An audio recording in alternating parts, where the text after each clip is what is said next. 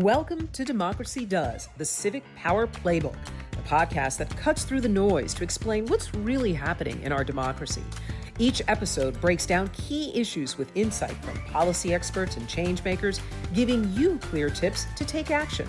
Whether you're fired up or feeling stuck, you're in the right place to get informed and get inspired, because democracy works best when we all participate.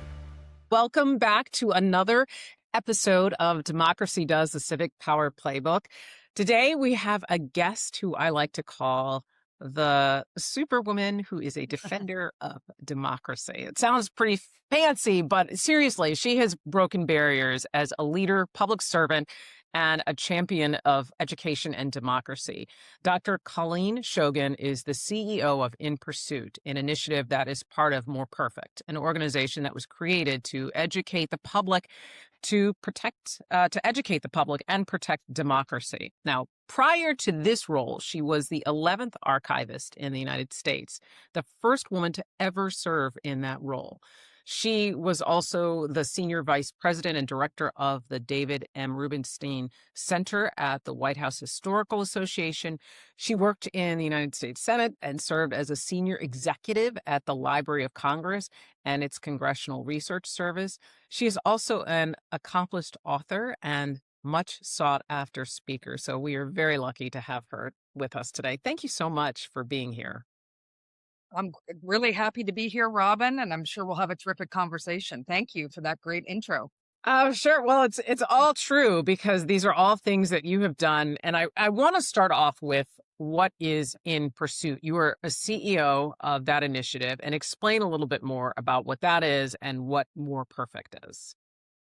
Well, In Pursuit is a national history-based civics project that is a project of More Perfect. And More Perfect is a bipartisan coalition of over 43 presidential centers, sites across the country, as well as some other civics organizations, and coming together for the purpose of reinvigorating democracy. And there are 5 separate nonpartisan democracy goals of More Perfect, including civics education, which is why In Pursuit is part of More Perfect, because that fits very much into the civics education goal, which is democracy goal number 1 for More Perfect. And so after I left the National Archives last year in 2025, I thought I might take a little bit of a break because, it was a little bit of a exhausting job, a terrific job, and an exhausting one. But I did get a phone call a few weeks later from the chair of More Perfect, John Bridgeland, and then a few other people who had been working with him, Anita McBride and Mark Updegrove, people that I've worked with previously in Washington, D.C. and in other capacities, and said, hey, we have this great idea to create a history-based civics project. And we noticed for 2026, while there's a lot of great things that are happening from different organizations, there's not really a history project that spans the entire scope of American history and endeavors to be national in scope. We have terrific things like Ken Burns' American Revolution film on PBS that many, many people watch, but that does focus on one particular era of American history, the early component of American history, not spanning across different eras and different generations. And they said, the other thing is we want to focus on presidents and first ladies. And would you be interested in coming on board to leading this project? And that was pretty much the level of detail that the project had. They had the idea of writing essays for the project, recruiting prominent people from across the United States to write these essays, and with the goal of creating accessible history that any American can read that would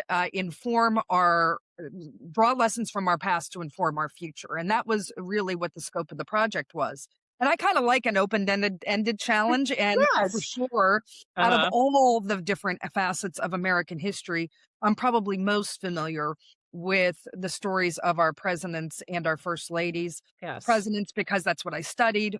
In graduate school, it was the class that I taught at George Mason University. I wrote a book on the presidency in earlier times. And then First Ladies, of course, because I worked at the White House Historical Association, an organization that was actually started by Jackie Kennedy and, has worked with First Ladies throughout American history since Jackie Kennedy. So I was familiar with that history as well. So we went to work and we were able to recruit over 70 essayists to Wow. write essays on all of our presidents and then select First Ladies in American history.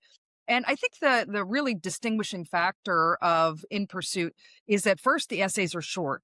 They're Mhm. only about 1,200 words long. Okay. And that means that you can read all of the essays in one sitting. You don't have Uh, to, I mean, not that I'm discouraging people from reading books, believe me. yes. I hope everybody reads a lot of history books. But that's, a really big investment to read 600 or 700 pages on a particular president. Sure. This is more like you can do it every week, and you only have to give us 10 minutes at a time in order to be able to do it. And we've made it even easier for people because we not only have the essays that you can read on Substack or on our website, inpursuit.org, we've also gotten the essayists to record their 1,200 word essays Wow. and read them aloud. So you can also listen to them in the car. We have great video essays. Oh, that's great. C-SPAN has paired up those recordings with terrific images from Hmm. that presidency, and we're releasing the C-SPAN video essays along with the written essays themselves. So there's a lot of ways in which you can engage with the project. Well, I love that in terms of the accessibility and how people can get this information at their fingertips. But I want to walk back for a minute and ask, why is it important to understand this history? Why is it important to understand civic education? Because lately we've heard in the news people are saying, oh, democracy is under attack. And some people say that's an exaggeration. Others are deeply, deeply concerned. And there's a common theme that there's a lack of understanding about history Mhm. and civic education. So, can you Mhm. talk about why that is? Why do you think there's a gap? Why do you think there's a gap? Why is it important to know this information? I think there's certainly a problem, and it's not a coincidence that More Perfect as an organization has decided that their first democracy goal to work on is civics education for all Americans. Mhm. So that's no coincidence. It's because of the belief that stems from we can't have a vibrant, functioning democracy if we don't understand how that democracy functions Yeah. as citizens. I like to liken it, I use this analogy. Imagine if you were sitting down and you didn't know the rules of football, of Hmm. American football, and you were just watching American football game take place, on television, from the NFL or a college football game. Yes. You would be bewildered by what was going on if you didn't Right. know all the very complicated rules that govern football. Now, we've all been raised with football, at least Right. I was. So I Yes. knew the rules from the time I was like 4 years old. I understood what the rules of football are. But if you don't, eventually you might learn it, but it's going to take you a long time of trial and error to be able to figure things out. Hmm. A lot faster is that if someone sits you down and explains the rules to you and you learn the rules, then you can also participate and enjoy, watching the game much, much better. Same thing, Right. I think, with American democracy, which, by the way, can have complicated rules and Yes. procedures attached to it. So we all need to understand we don't all have to have, graduate degrees or advanced degrees in government or history, but we all need to have a basic understanding of the game, just like we all don't need to have the encyclopedic knowledge that referees need to have Yes. that we're refereeing a football game, but we all have this basic shared understanding. And that's what we're lacking right now in the United States today. There's some really alarming statistics that the last time that there was a nationwide civics test for eighth graders, only about 23% of eighth graders were at that proficient level or above. Wow. And then when we look at history, the numbers are actually even lower than that. And you Hmm. might say, well, that's because there's a lot of problems. That's a recent phenomenon. This isn't such a problem for older Americans, for adults. And we'll try to figure out a way to catch these, middle school and young high school students up.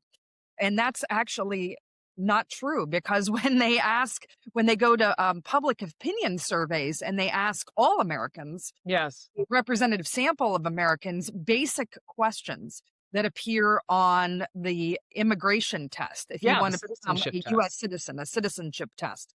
And when they ask those basic questions, most Americans fail on those questions as well. They're not able to articulate, for example, what branch of government legislates or provides the laws, makes the laws in the United States, or articulate what the basic principle of federalism Mm. means. And we need to understand these basic functions of democracy, so that when, as citizens, we are all called upon to participate in democracy, to vote Yeah. in not just federal elections, but our state and local elections, and to make decisions about the communities in which we live in. How can we ask people to do this if they don't have the basic knowledge which teaches them about how our government operates?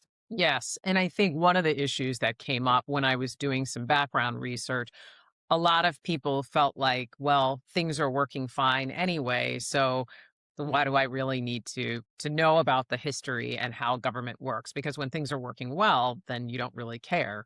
I shouldn't say you don't care, but you take it for granted. Mhm. And along those lines, in terms of civics, the history, as well as the understanding the functioning of the government, you at one point were in charge of protecting the repository of historical knowledge for the United States. Let's talk about that, your time at the National Archives. In 2023, you were appointed by President Biden, confirmed by the Senate to head the archives. Really impressive. And behind the scenes, I actually saw a stack of homework she had to do to prepare. It was no Right. joke.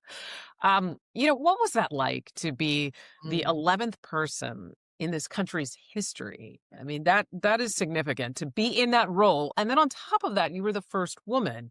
What did it mean to be in that role, to have that position, that type of responsibility? And tell us, what did you do in that role?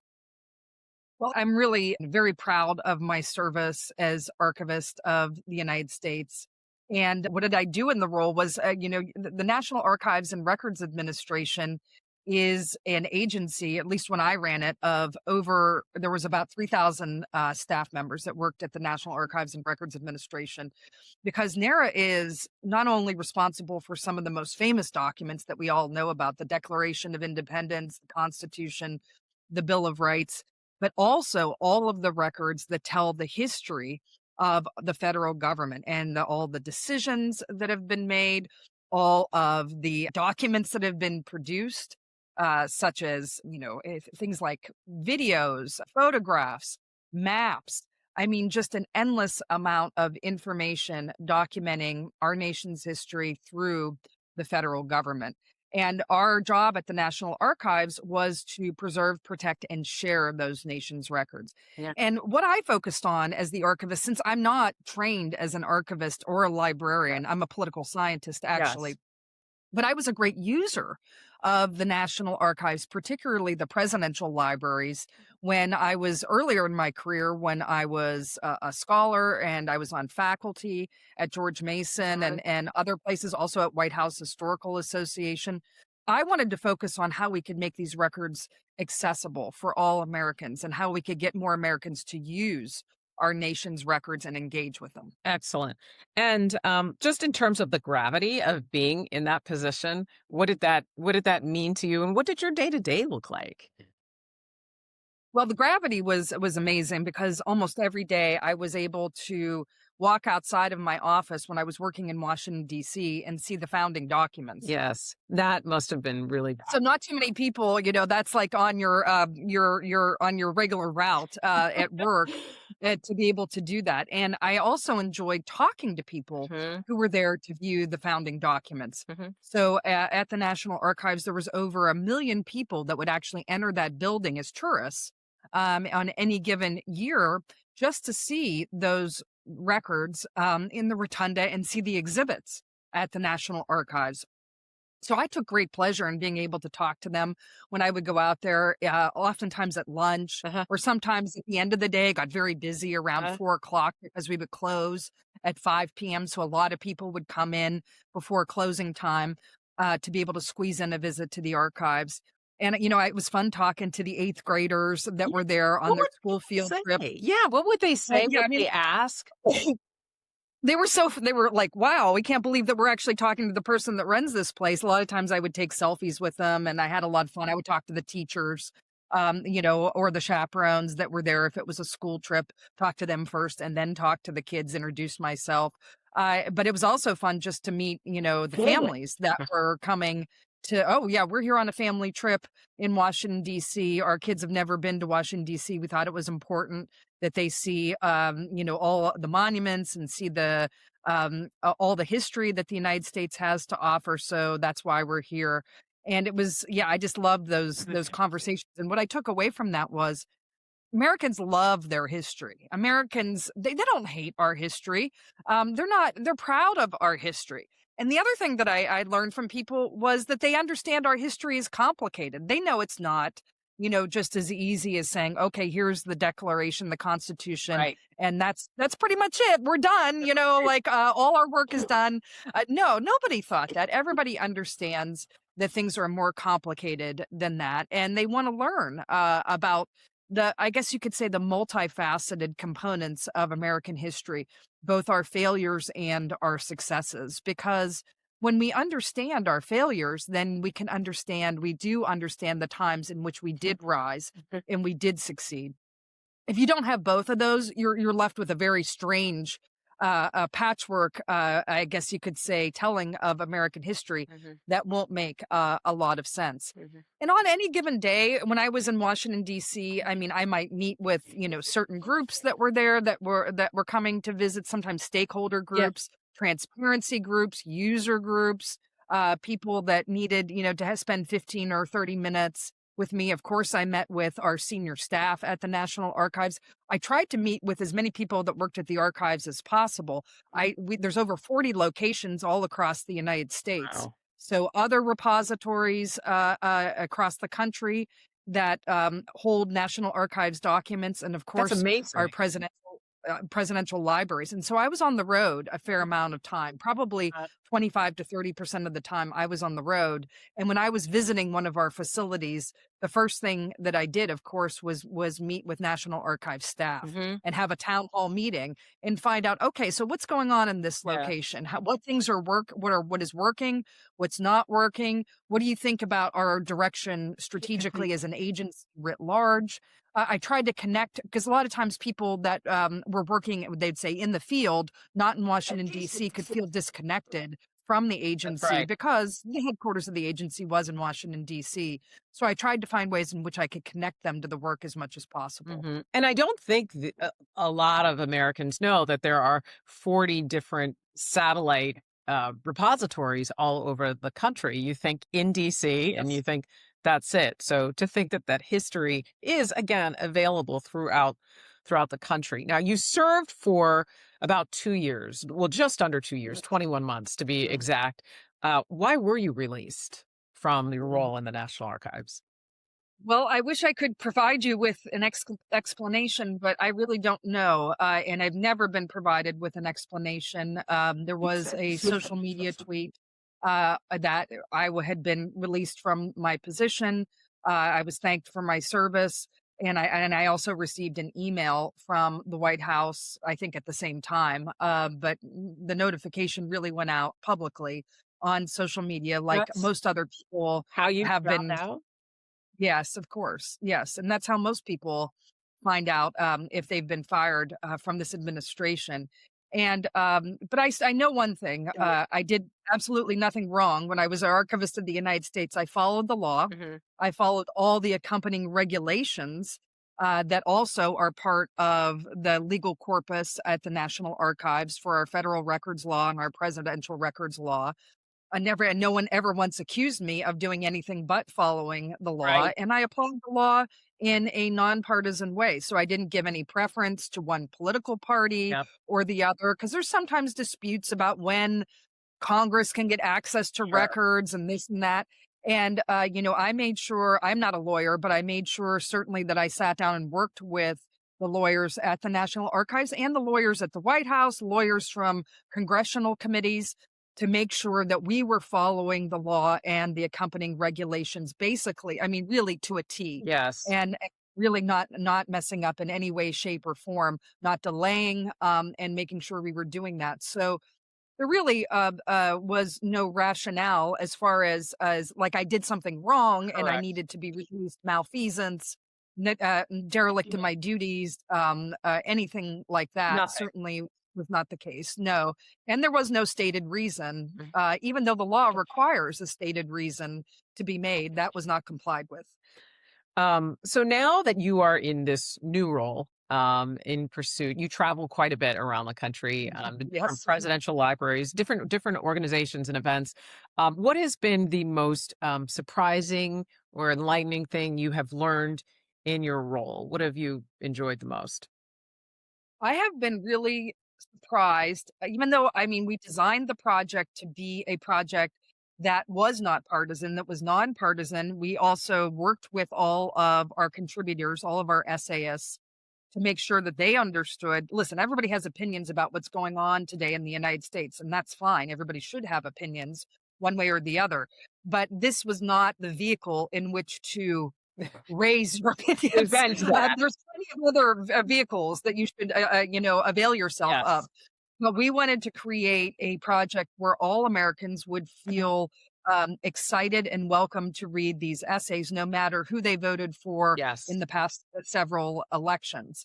And to my great delight, everybody really followed those instructions. When the essays started coming in, Mm. people were not writing them in a partisan or ideological way. So I thought that was very positive, and people wanted to participate in this project because they wanted an opportunity to work to do something for a nationwide history project that was going to be not ideological in any way.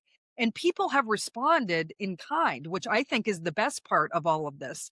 We have a a terrific communications team that helps us with In Pursuit, and they did a content analysis of the first 4 weeks of In Mhm. Pursuit. So we're now in week 6, but the first 4 weeks of In Pursuit, and looked at all of the social media comments Mhm. on all of our various sites, including Substack, about the essays and the videos and everything that we've published.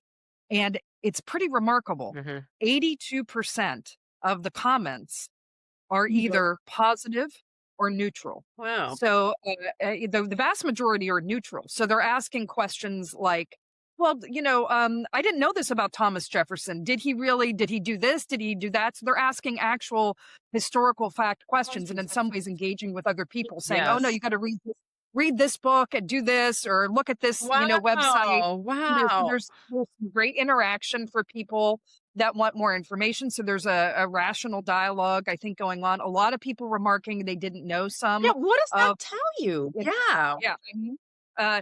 We just published an essay on last week on Louisa Adams. Uh-huh. It was written by Louisa Thomas, who is a terrific writer who actually wrote the book on Louisa Adams, who was married to John Quincy Adams, so was first lady during John Quincy Adams's term. And I mean, Louisa Adams had a really, really amazing, crazy life. Mhm. She was born abroad. She's the only other first lady besides Melania Trump to be born abroad Mhm. and become a United States citizen. She's also, they didn't use the word naturalized back then, but she becomes, an American citizen. Yeah. And she has an American father, but it's not really clear because she was born abroad whether or not she has citizenship. So she goes through the process. She becomes an American citizen. And, she's kind of like a very worldly person, and meets John Quincy Adams. And she's involved in all kinds of diplomacy Mhm. with John Quincy Adams when he's living abroad. And then eventually, John Quincy Adams is going to go to Paris for a diplomatic assignment in France. And they're in Russia at the time. And she has to make the trip from Russia all the way to Paris. Wow. And this is right at the time of during the Napoleonic Wars. Wow. And so she's traveling as a woman with only a few other people with her, including her young son, across all of Europe in this very harrowing trip that takes well over a month's time by carriage. And she gets into, I mean, there's a lot of close calls Yes. that she has in this trip. and what an extraordinary life that she led. And so people are reading this essay and they're like, we Wow. had no idea what this, woman was about, and some of her adventures. So we're trying to expose people to familiar figures that people know about: George Washington, Yes. Thomas Jefferson. I mean, Andrew Jackson. People that know something about these presidents, but also some people that I think people don't know anything about. We're going to have an essay that's going to debut here in a few weeks on Sarah Polk, who was, of course, married to James K. Polk, Yes. who was president. And, once again, a very, a nuanced view of Sarah Polk. Yes. But I think people are going to be very, very shocked when they read about the relationship between James Polk and Sarah Polk in the 1840s. And they were literally a power couple that would rival Bill Clinton and Hillary Clinton. I mean, interesting. oh yeah. Oh yes. Right. She was serving as chief of staff as the White House in the White House. I mean, she was determining who he was going to see, what newspapers he was going to read. He realized she was super smart when he married her. Yeah. And that was probably part of the reason why he married her. Right. Because she's a political asset to him. And she played this role very quietly in Washington, D.C. for many, many years. So I think people are going to read this and say, this happened in the 1840s in the United States. So I think there's going to be some great surprises with this project. And what's nice about that is it gives people a nuanced and new version of history. It doesn't have to be dry. These odd, interesting human interest stories can really change how you approach history. It makes history fun, as corny as that may sound, but it also shows that there's a hunger for this type of information. People are interested. They want to be engaged. I want to be sensitive of your time. We're almost at time. Before I go, I always like to end on a hopeful note. And I like to ask the guest on the show, on my shows, to offer tips. I call them power plays, about what you would advise to the public about understanding what their civic engagement, power and responsibility is, and why it should matter, and how they can get involved. What are 3 tips that you would give our listeners? Great. I love this. And I love how you end your podcast with this. Thank you. So I would say, I did serve as the Archivist of the United States. So one thing I would recommend to people is to engage with primary or original sources. Today we all read, everybody's commentary on politics and history, right? We read what everybody else thinks, and then we comment on that, and then people comment on our comments, which is, I guess it's good. It's all dialogue, and that's exciting. But what about, there is an unprecedented amount of information that's out there at places like the National Archives website, the Library of Congress website, the Smithsonian website, that we have digitized materials that are growing every day.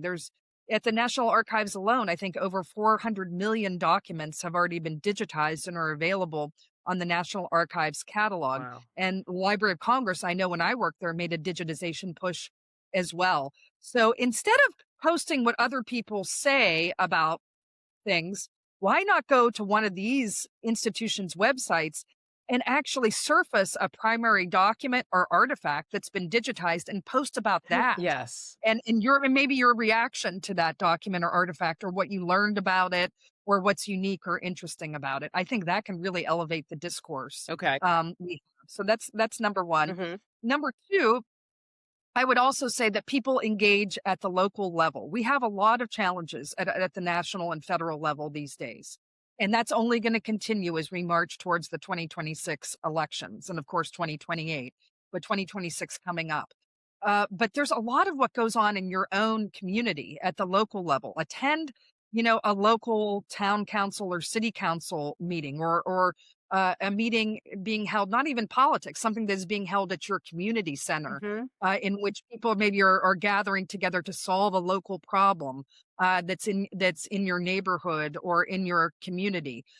Or support your local library, support your local historical association or archive, and go there and see, do they need volunteers? Do they need, if you want to give a monetary donation? Some of these institutions are struggling these days. What can you do to help? Or, what can you do simply by using those repositories? so that they have more people walking in the door.